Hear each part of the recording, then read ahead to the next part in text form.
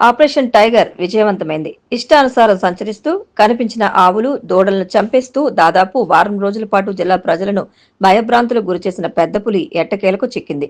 దీంతో జిల్లా ప్రజలు ఊపిరి పీల్చుకున్నారు.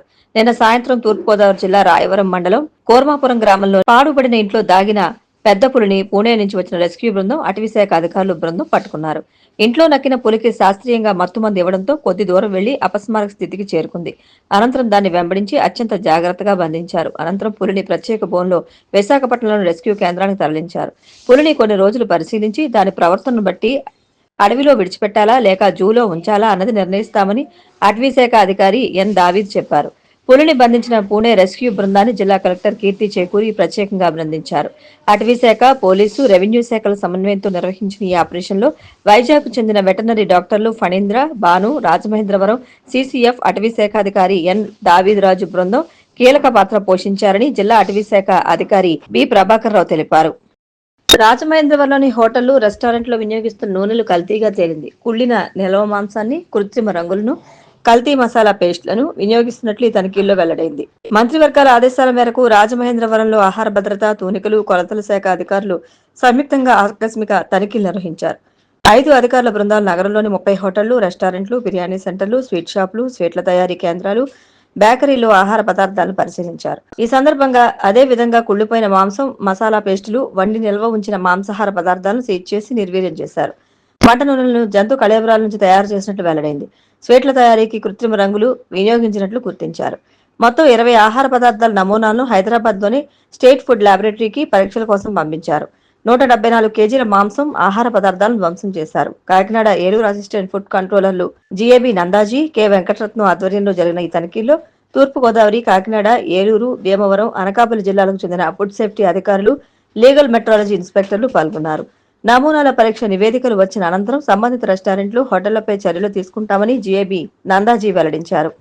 బెక్కవోలు మండలం కాపవరం గ్రామ పరిధిలోని అక్రమ మట్టి తవ్వకాలను గనుల శాఖ అధికారులు అడ్డుకున్నారు. అక్రమ తవ్వకాలకు వినియోగిస్తున్న ప్రొక్లైనర్ 3 లారీలను స్వాధీనం చేసుకున్నట్లు జిల్లా గనుల శాఖ అధికారి ఫణిభూషణ్ రెడ్డి వెల్లడించారు. అలాగే గోకవరం మండలంలోని సూదికొండ, గంగంపాలెం గ్రామ పరిధుల్లో జరుగుతున్న అక్రమ గ్రావెల్ తవ్వకాల ప్రాంతాల్లో ఆకస్మిక తనిఖీలు జరిపి అక్రమ మట్టి తవ్వకాలు జరుగుతున్నట్లు గుర్తించి 3 ప్రొక్లైన్లను స్వాధీనం చేసుకున్నారు. ప్రజల్లో స్వచ్ఛతపై అవగాహన కల్పించేందుకు రాజమహేంద్రవరం నగరపాలక సంస్థ ఆధ్వర్యంలో ఫిబ్రవరి 6 నుంచి మార్చి 6 వరకు నిర్వహించే స్వచ్ఛోత్సవ్ గోడ ప్రతులను ఏపీ పర్యాటక, సాంస్కృతిక శాఖ మంత్రి కందుల దుర్గేష్, జిల్లా కలెక్టర్ కీర్తి చేకూరి ఆవిష్కరించారు. నగర ప్రజలందరూ సమిష్టి కృషితో స్వచ్ఛ రాజమహేంద్రవరం కళను సాకారం చేసుకోవాలని రాష్ట్ర పర్యాటక, సాంస్కృతిక శాఖ మంత్రి కందుల దుర్గేష్ పిలుపునిచ్చారు. రాజమహేంద్రవరం నగరపాలక సంస్థ చేపట్టనున్న స్వచ్ఛత, అవగాహన కార్యక్రమాలు అభినందనీయమని అన్నారు. నగర ప్రజల్లో పరిశుభ్రతపై చైతన్యం కల్పించే దిశగా వారానికో లక్ష్యాన్ని నిర్దేశించుకుని కార్యాచరణ రూపొందించడాన్ని ప్రశంసించారు. మొదటి వారం సంకల్ప్ సపత్, 2వ వారం ప్లాస్టిక్ ఫ్రీ క్రూసేడ్, 3వ వారం the youth for waste movement, 4వ వారం ది శానిటేషన్ ఫీల్డ్ సిరీస్, 5వ వారం ది గ్రాండ్ ఫినాలే ఫెస్టివల్ కార్యక్రమాల ద్వారా స్వచ్ఛతా ఉద్యమాన్ని ప్రజల్లోకి తీసుకెళ్లనున్నట్లు తెలిపారు. ప్రజాప్రతినిధుల భాగస్వామ్యంతో విజయవంతం చేసేందుకు కలిసి అడుగులు వేయాలని పిలుపునిచ్చారు. ఈ స్వచ్ఛోత్సవ కార్యక్రమాల్లో ప్రజాప్రతినిధులు, నగర ప్రజలు, విద్యార్థులు, స్వచ్ఛంద సంస్థలు, వ్యాపారవేత్తలు, ఎన్జీఓలు సామాజిక బాధ్యతతో పాల్గొని రాజమహేంద్రవరం నగరాన్ని ఉత్తమ పరిశుభ్ర నగరంగా, పర్యావరణహిత నగరంగా తీర్చిదిద్దేందుకు సహకరించాలని మంత్రి కోరారు. ఈ కార్యక్రమంలో commissioner Rahul Meena, SP Narasimha Kishore, MLC Somu Veerraju, ఎమ్మెల్యేలు కోరంట్ల బుచ్చయ్య చౌదరి, నలిమిలి రామకృష్ణారెడ్డి, వేగుళ్ల జోగేశ్వరరావు, బత్తుల బలరామకృష్ణ, జ్యోతుల నెహ్రూ, రాష్ట్ర skill development corporation chairman Burugupalli Sesharao, ఆర్డీఓలు రాజమహేంద్రవరం కె భాస్కర్ రెడ్డి, కొవ్వూరు రాణి సుస్మిత, ఎంహెచ్ఓ వినూత్నతో పాటు ఇతర జిల్లా అధికారులు పాల్గొన్నారు. రాష్ట్రంలో మరో ట్రావెల్ బస్సు ప్రమాదం జరగ్గా ప్రాణాపాయం తప్పింది. ఎన్టీఆర్ జిల్లా కంచికర్ల మండలం కీసర సమీపంలోని జాతీయ రహదారిపై ఈ ఉదయం ప్రైవేట్ ట్రావెల్స్ బస్సు అగ్ని ప్రమాదానికి గురైంది. హైదరాబాద్ నుంచి విజయవాడకు వెళ్తున్న ఈ బస్సులో ఒక్కసారిగా వెనుక భాగంలో మంటలు వ్యాపించాయి.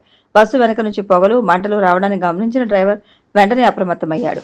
పరిస్థితి ప్రమాదకరంగా మారుతున్నట్లు అర్థం చేసుకున్న డ్రైవర్ బస్సును రోడ్డు పక్కకు ఆపి అందులో ఉన్న ప్రయాణికులను తక్షణమే కిందకు దించాడు.